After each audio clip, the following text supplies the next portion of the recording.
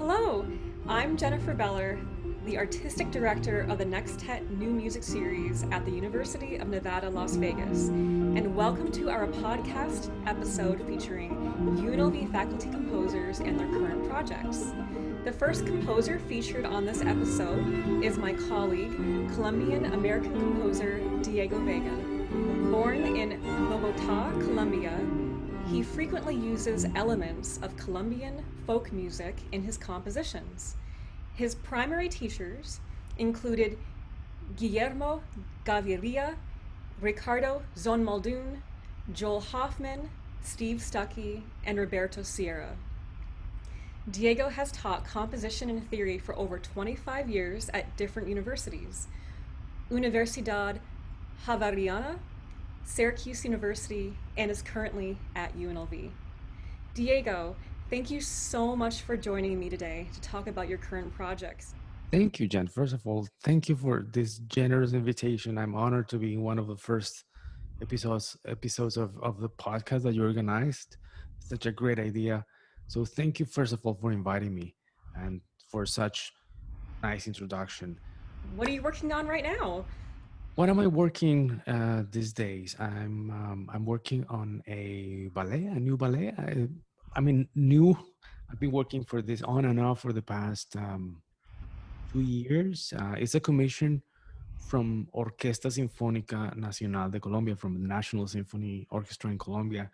But you know, it's a government institution, so sometimes funding goes back and forth. So at some point, there was a risk of the project being canceled, but it's back on again. So I'm working on this. I'm finishing it.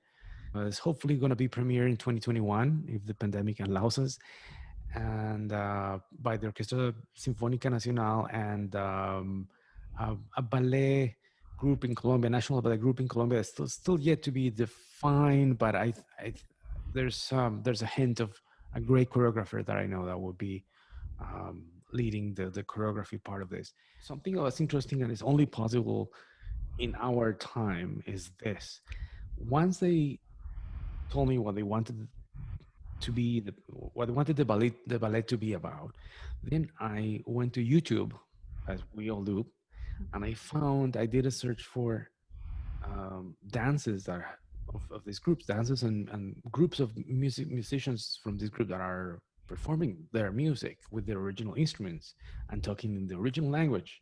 And I found a few, and it was incredible. It was incredible. Some are really, really, really very good. So what I did with some of those videos, I selected a few that were they seemed to be were like um, substantial in the content that I needed to use. And so what I did with them was to transcribe them by ear, just basically transcribe some of those melodies and transcribe some of the melodies, some of the harmonies or the rhythms that were used. And then after that, I got some material that is inspired by them, right? So it's of course music for these groups is important, but it's not written. There's no notation. It's an oral tradition, and so the fact that I'm writing one of those instances is again one of those moments where I'm just taking an element from their surface and make it into my own, right? So that's what I did. I transcribed a bunch of videos, melodies from them, and then those I use throughout the ballets. For I have basically like a motif that is pentatonic, goes through the entire ballet, through all movements. Because I notice also it's interesting enough as I talk to my students, it's interesting enough in many, if not all, of the groups that I saw videos from, they all use the pentatonic at one point or another, right? So that's interesting to see again how even without the influence, say such a direct influence of Western music, we understand that pentatonic is uh, such a basic element of all languages, all musics around the world. So that was interesting too. Have you written a ballet before this? Yes. This is my second only. I'm so lucky that they commissioned me a ballet because I have almost no experience. I mean, coincidentally, when they commissioned me this ballet, I was composing the previous one, which is a chamber ballet called Mountains to Sea, and it's a ballet that I wrote for Dolly Kellepech, which is a choreographer and dance instructor at UNLV for many years, and she commissioned a very precise ballet. She was the kind of um, faculty or person who commissions with such precision that I love that. That makes easier life for composers, as you know. So she was very precise about durations, and we discussed at length metronomes even in my office. I remember years ago. So that was a very good experience, and it was premiered by the UNLV dance department. And then we had the music, because like most of ballets that people know, they are performed in concerts too. So there was a later recording of this ballet by the Nextet, by the in the contemporary music series Nextet at UNLV. That's the other ballet, the first one, and it's a brief one. The second one is much longer, and while they say Mountains to See has this sequence like a journey from the mountains of Colombia, right, where I was born, high up, like more than 8,000 feet high, and then through the mountains, getting to the coast. Uh, and so the changes of music that brings with emotion. So that was the inspiration for that one, but that was a little more abstract. And of course, I use folk music from Colombia, as I so frequently use, and actually people ask me to do that. So I sometimes I have no choice, and it's a pleasure.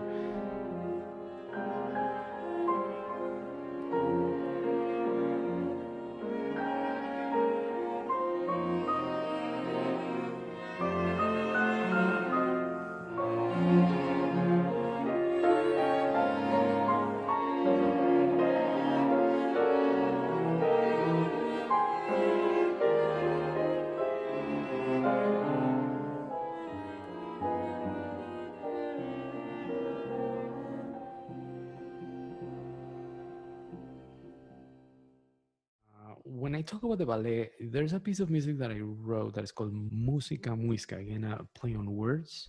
The first one is music in Spanish, música, and muisca, which has the same letters as música, is a native Colombian group who that inhabited, the area where Bogota is today, and it was a very large group. When the Spaniards arrived, there were more than 1 million people in one city that was called Bogota. That's why the name of the city comes from Bogota. Anyway, so that piece is inspired by a very specific kind of climate and landscape. Bogota, if you haven't been there, is very high up, so it's relatively cold. The weather compared to the rest of the country it's cold. Let's say 60s, 50s most of the year, and and or lower than that. And it's cloudy, and my memories of my childhood is always cloudy and raining a lot. Rain, rain, rain, rain, rain. And when you take a road trip around the savannah, then you get into the mountains, and there's lots of páramo, which is even higher than 9,000 feet, and the vegetation changes and is foggy and beautiful. I mean, huge mountains and cliffs, but it's just so cold, right? It's cold and cloudy and foggy and mysterious. And so Música Muisca tries to portray that cloudy, cold, but hopefully also beautiful landscape of the mountains near Bogota. Um, and so it's like a little bit rainy and cloudy, and it has the mystery of El Dorado, right? The legend of El Dorado that everyone talks about, which it's supposed to. If El Dorado took place somewhere, it was around Bogota, right? It was around a lake in Bogota where Indians used to have the ritual of throw gold into the lake, and that was true. But so that was where the Spaniards got, oh, we need to get that gold. And so that piece portrays that like mystery of the El Dorado, of the people of that time. We're talking 6 centuries ago, and at the same time the climate that is foggy and cloudy and mysterious.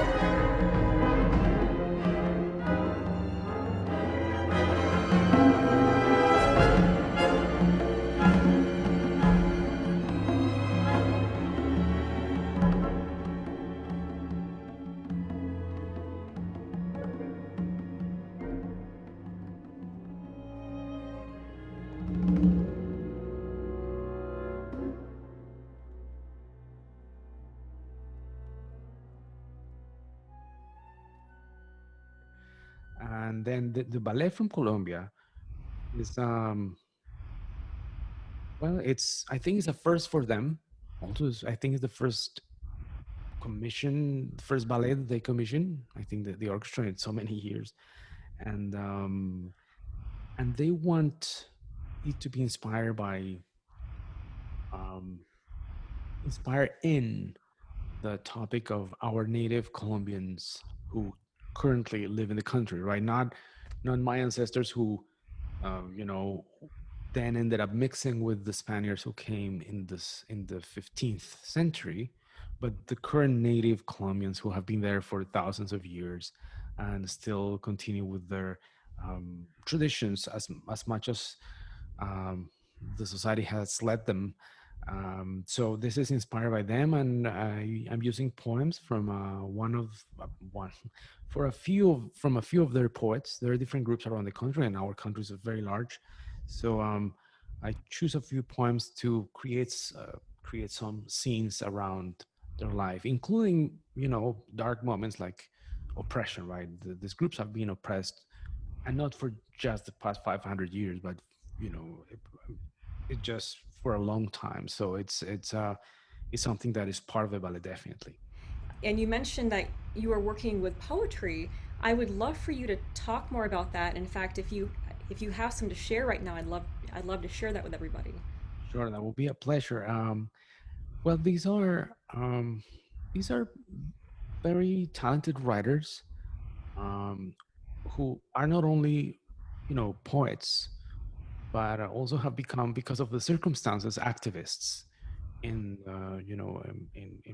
in promoting the rights um, of these native groups that, as I was saying before, are being oppressed and forgotten, right, and live in not great conditions. And so these poems are different, actually, in different languages that are native languages. One of which is Quechua. Quechua is a very important language in South America. It was the language of the Incas, like on a very important empire. Before the Spanish arrived, the Incas were the most powerful empire in South America, while the Aztecs were the most powerful group in Central America, right? So, and the Incas had a very advanced, let's say, organization of their society in many, many, many possible ways. And one of them was a language that produced literature. Anyway, so let's cut 500 years, and then there's poets are using Quechua. Those who live in the south of Colombia, which is the limits with Peru, right? Because the Incas were not in Colombia properly, but they were more in Peru and Ecuador. So the south of Colombia is still influenced by the Incas, and so there's this poets who wrote in Quechua, and then there's others who wrote in their native languages that are, I mean, there's such a variety of languages today in Colombia. You can find Wikipedia articles about them. Um, and I found their translation into Spanish. Of course, I don't know Quechua or any other language, but Spanish and barely English. So uh, I got the translation to Spanish, and it's interesting, to see these texts already in a second language, right? It's just it's not the benefit that we have when we listen. Let's say I read poetry in the original English because I can, or in the original Spanish because I can. But this is, I don't have the original version. So I remember that one of the poets is actually a little bit meta in the sense that he talks about the ignorance and the illiteracy of us Colombians who don't know how to read those poems because we don't know the language, right? And they are right. And I'm glad that they make a point to say, you understand just part of this because there's less nuances in our language that people who speak Spanish won't get. One of the very most delicate issues with the ballet is that I'm part of the group of people who perhaps oppress them, right? I'm a mestizo. I'm a mix of Spanish and native, and who knows what other mixes in Colombia in the last 6 centuries. So, and this is the group that is a majority today in Colombia, and it's perhaps the one that is taking advantage of them, or exploiting them. Not me personally, but I'm one of them ethnically. And so, what is interesting is what is to me very delicate to handle is that I don't want to expropriate their poems and their culture. Who am I to do that, right? I don't want to, again, become one of those who say, hey, here you go. Let me show you how your culture looks like or how it sounds like. So I'm trying to be as respectful as possible with the orchestra and with the people who I talk about this project, that I'm not I'm not taking, I'm not using their text and create um, an interpretation that the world should listen to because look, I'm saying this. It just is more, this is what I take from the situation. I'm aware of this. I'm trying to make music inspired by this situation, but I'm not, I mean, I'm not involved with this culture so directly. But yeah, it's an important piece in my life, right? Yeah, it's also because I got to a point, I don't know if too late or too early in life, where I really don't care anymore what what what my colleagues or the academia says about my music, right? I'm gonna be myself. And so in this ballet, I've been very much myself, and I've done whatever I wanted with each one of them, with a with as deep as a connection as possible with each one of the texts, and being artistic and professional, but doing what I want. I don't have any models from anyone. I mean, except that there are ballets based on similar topics, but at this point, my model is what I have been doing before, and what I see in each text that I can express musically. So there's been uh, liberating, let's say it that way. It has been liberating in the sense that I've written with almost no uh, regret or anything. Just writing, writing, writing. I mean, and correcting, of course. I go back and forth, and correct things like we usually do, but it's with less worries about listener or my colleagues or academia or other artists. I'm just gonna be myself. There could be pressure to do or create something that maybe will be more accepted, you Right, know. right, right. And And yeah, and that endures, I mean, during grad school, the pressure between that pressure and what you want to do on your own, because you have a lot of baggage behind you as a composer. So yeah, that fight continues to be part of our lives. But I think that I'm trying to, let go of those limitations for this one, and try to feel more liberated. So we'll see. What I'm writing right now is actually the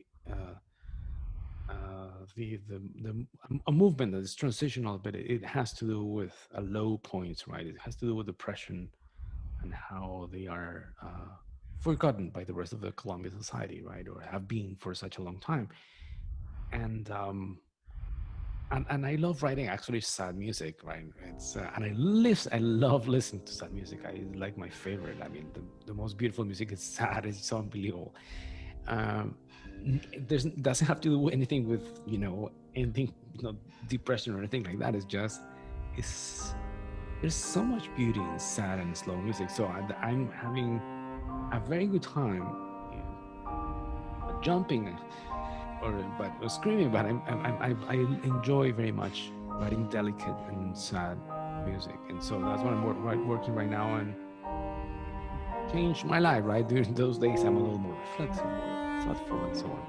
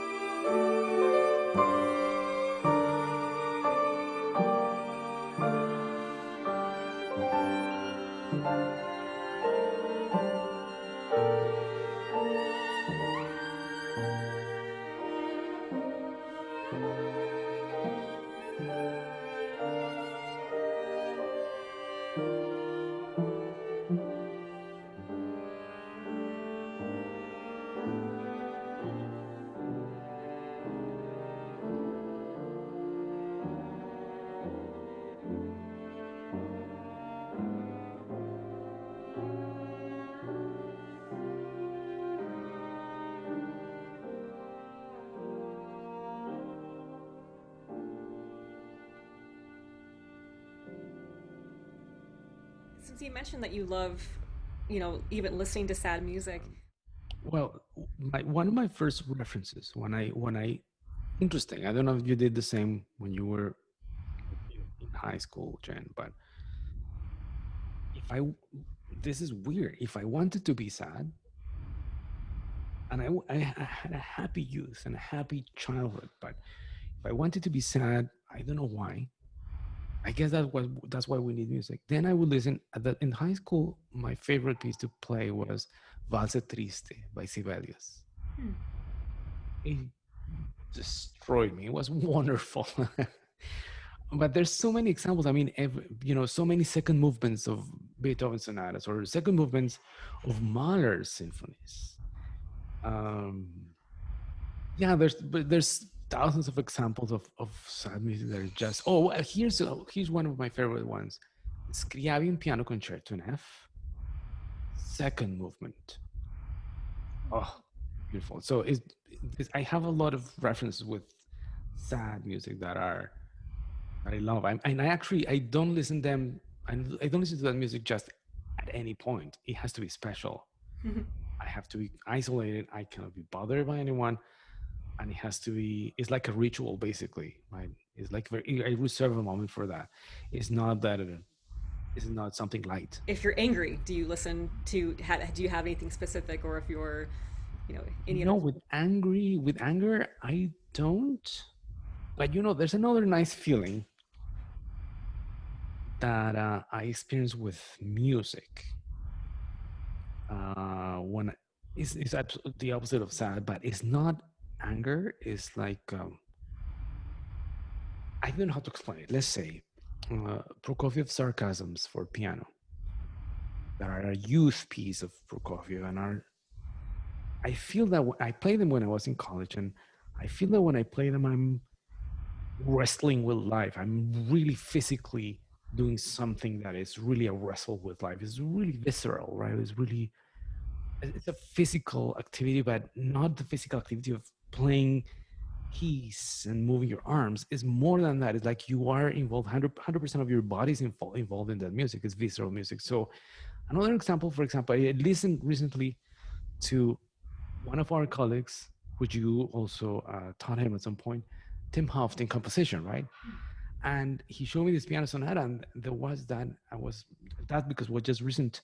I remember the visceral quality of his movement. I was just so you have to be so inside there.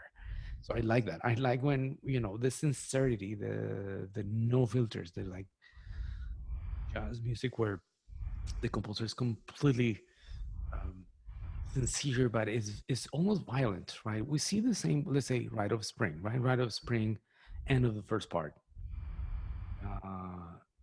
We see that often in Stravinsky, often in Prokofiev. You see that in Ligeti. We see that in avant-garde, right? We see in Wolfgang Grimm. He has these pieces for orchestra that are so visceral, so um, violent, and I like that too.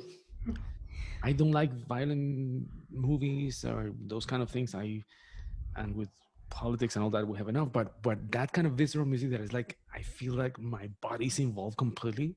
I love that.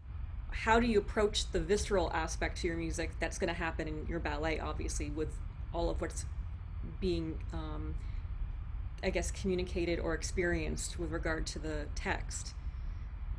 Ah, um, wow, I haven't thought much about that. Um, it's been probably relatively fast. I mean, I have written the movement, for example, where I wrote, I think it's almost finished, and it has to do with it introduces the music that is inspired directly from these recordings I told you. This is inspired by these pentatonic melodies from them, and then uh, the scene is supposed to have the appearance of the Spaniards arriving and taking over, right? And and and so I at that moment where their their culture and their music and most of all their dignity gets violated by these foreigners who came just looking for gold, then I am very visceral there, and it came violent. It came. With the indigenous music. I was playing more with certain freedoms and certain air around it, like floating. But when the violence arrives, it becomes metronomic, and there's a meter. There's like a march, almost very military, and it's not a scene. It's not something that we like, right? It's not, we don't enjoy that. In fact, it's one of the moments in the history of Colombia that affects me the most. Is how people came to steal the dignity of these people of the natives, right? And so, but I love writing that music because again, allows me to be visceral, allows me to be violent, and allows me to express that the frustration. Let's say that if I were there, the frustration would be huge. It's like my life is gone, right? So it's a good experiment, and I've just talking about that, like I get here my tension in my abdomen, and so it's yeah. So I mean, I guess that to answer your previous question, why we keep doing this, right? Because it's so great, right? You get yourself inside there, just talking about certain things. You get start tight here in the belly, and like you want to compose or write or react physically to something. So I believe in that physical power of music more than anything else. And so I I get rewards out of that. As you're working on all of this right now, do you find it hard to go back and forth between, teaching and then getting back into the sort of creative mode? So that what I like what you just asked because it allows me to express this. It's in normal circumstances when I'm teaching in the classroom, I'm also like yourself. I move all over the classroom. I talk to everyone. I move back and forth. I have done physical exercise in front of my students. I don't care anymore, right? I really don't care. So if they are embarrassed for me, I don't care. But I'm trying to demonstrate a point. So I'm very physical in front of my students. I'm sometimes a little bit of a clown and do things physically with the piano and involve them in certain rhythmic exercises. So at those moments, I like the involvement that all of us, students and I, are that we are involved in the same, let's say, theoretical issue or sight singing issue or ear training issue, but we are with our bodies involved with it and learning through our physicality. What is frustrating, of course, with the pandemic is that we're doing that from our homes and via Zoom or via conference call. So that removes that physical aspect that, and so as you point out, is difficult. I have to like divide my thought in two parts, right? The part where I teach and I'm not even in contact with my students. I have to pretend that I'm in contact with them physically, and then the other part where I compose and I'm a little more at ease with myself. But I mean, I miss very much the idea of interacting with the students in the same space, right? And that's something that I miss, and that used to be in a way a compensation for the for not having the visceral music that I have such a good relationship with. But at least I would be able to walk around the room and talk to people and see eye contact with people and communicate, right? And the normal communication in a class could be so magic, right? It's so great, and it's much more difficult, if at all possible, with our current circumstances, right? So that's another thing that I'm figuring out, right? And trying to improve my Zoom classes as much as possible to see if we can get a little more of closeness, right? Like the same closeness that we get in the classroom. Absolutely, and it's just I miss that too, Diego. I mean, it's crazy. I'm sure you're experiencing this as well right now. But like the group singing, and I always feel like I'm soloing now, and which I am. You can't really hear everybody singing, and but when you're in the classroom, you can all sing together. You can all count and do all the rhythms together, and Right. you have that connection. You can sense the body language, the eye contact, Right. everything. Yeah. And it's quite an interesting challenge, especially because you are in your office right now and you are teaching, and we're talking, over this podcast episode, and then you'll be in that office at the same time composing. So it's like there's no change of scenery in that way, Right. too. That's And completely true. That's true. It's you have to make an important mental exercise every time you change activity because it's the same space but a completely different activity. yeah. Yeah, so it's hard, right? I mean, just we, you and I, can't wait to hear the premiere of our pieces in live, right, and see the reaction from the public and how it connected or not emotionally with people. And at this point, that's uncertainty, right? This is what I was saying. Just we don't know. We don't know. I mean, most likely yes, but we don't know when. Also, right? Depends on the vaccine and depends on the evolution of the virus and so many things, right? So, yeah, in that case, you know, what has motivated you to still push forward to write this piece? Ah, wow, that's hard. I I don't know. There's something. It's interesting. Why? I just questioned myself not only during the pandemic, but my entire life. Why am I a musician? Right? Why am I doing this? Um, it's not the at the beginning. One would say that that youth makes you make those choices because you are so passionate and carefree, right? But then now at this point in life where I'm very much a grown up, um, I still question that, and I don't know. There's an impulse that probably you understand me. You understand what I mean. It's there's you cannot stop thinking about writing music. You can't stop thinking about doing what you're doing, right? You cannot stop thinking about stop composing. And when you compose, you feel full, right? You feel like in no other situation, right? You feel that this is what you are supposed to do in the world, right? So there's a little bit of an instinct of keep producing music because I don't see my existence in any other way, so I have to do it, right? So we'll figure out, right? We'll figure out how we're gonna have our music performed and how we have our music listened to by listen from different listeners around the world. We'll have to figure that out. Hopefully it will be back to relatively normal, but in any case, since it seems that we cannot let go of this instinct, we have to figure out how to make it work.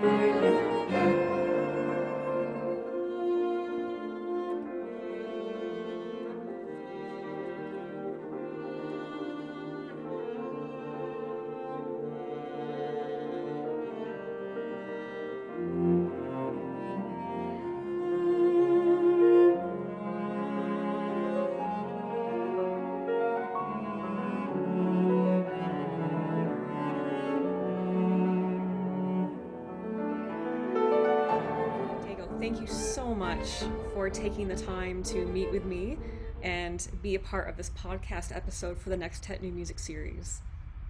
Thank you, Jen. Thank you so much for this opportunity to. I'm so grateful that you selected me to be one of your first episodes. I'm so happy to be your colleague too.